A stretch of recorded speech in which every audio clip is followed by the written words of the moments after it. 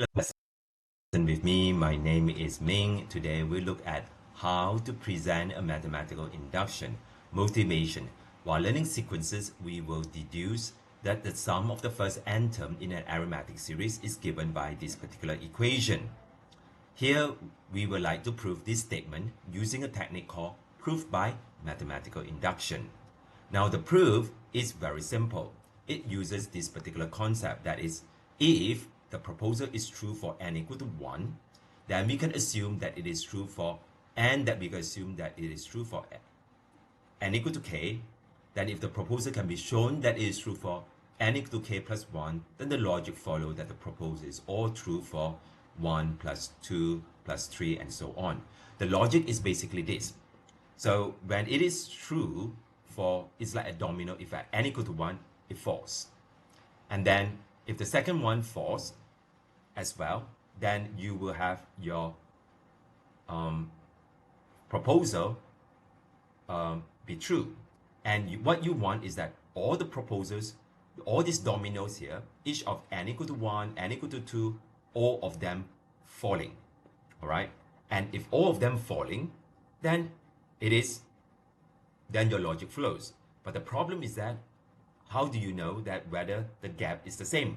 So this is where we come to the case of n equal to k. We let this to be any integer.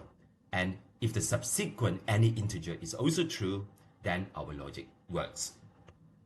Let us look at the step-by-step process. We start by naming the proposal. Usually it involves sequences, p of n, or series, right? And this n here usually are positive integer, but it also can be natural number like 0, 1, 2, 3, and so on. And what we do is that we verify that the statement is true for n equal to 1. Then we state the inductive hypothesis, that is, assume that this is also true for any integers k. Then we need to show that the proposal is also true for any integer k, the next value after the integer k. So this is k plus 1. And if both steps are true, then we can state the conclusion. The conclusion is this. If p of 1 was shown to be true, and if p of k holds for every k larger or equal to 1, then p of k also holds, and p of k also holds, then what we can say is that by mathematical induction, right, let me finish this, also holds, then by mathematical induction, the proposal p sub n, p of n is true for all positive, in this case, integers.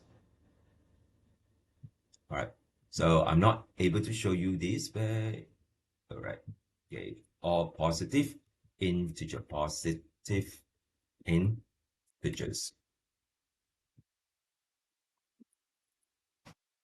And that's the end of the conclusion. Right, let us look at an example. Here, we look at this particular example again, that is the sum of the first n term in an arithmetic series. We state the proposal like this. Make sure this is p of n dot dot, that is such that the sum of the first n term is this equation. Always state the domain. In this case, is n is all positive integers. And then now we check for n equal to 1.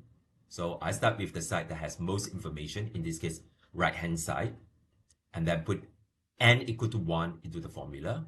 So in this case, I get 1 over 2, 2 times u1, 1 minus 1 is 0, times d. So actually, the answer is just half times 2u1 give me u1. But u1 is the first term. First term is also the sum of the first term. So u1 is the same as s1. So that is the same as the left-hand side. So p of 1 is true. Usually, these two steps will give you 2 points. One step for checking, one step for the conclusion.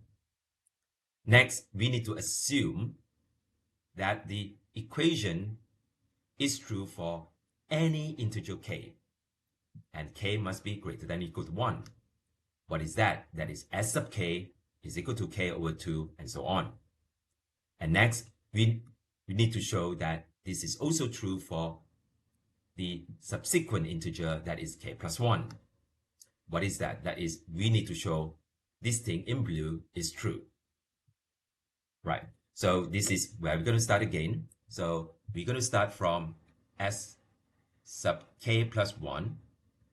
That is sum of the first k plus 1 term, which is sum of the first k term plus the k plus 1 term. All right. So what that means is that if you have S4, we are saying that this is sum of the first 3 terms plus U4. And let's say this is S3, this is going to be U1 plus U2 plus U3. But U1 plus U2 is S2 plus U3. This is what we're doing. All right. So S sub k plus 1 is just S sub k. Because this is S sub k, then I can use the assumption directly. Here's my assumption. So my assumption is this is k over 2 and then 2u1 plus k minus 1. So k minus 1 times d. And now I have to add uk plus 1, which is u1 plus k plus 1 minus 1 times d, which is the formula for arithmetic sequence. So now I simplify the above here. That gives me u1k plus half of k times k minus 1 times d plus u1 plus kd. Now group all the u1 together. How many of them? K plus 1 of them. And then group the common factors of kd together, which is k and d, k and d. So here's the common factor, kd. And after that, we have to write here half of k minus 1, right, plus 1. So doing this, we'll get u1, k plus 1 of u1 plus kd. And this is half k, so it's k over 2, minus half plus 1, so that is plus half. So now I can simplify this again. u1 k plus 1.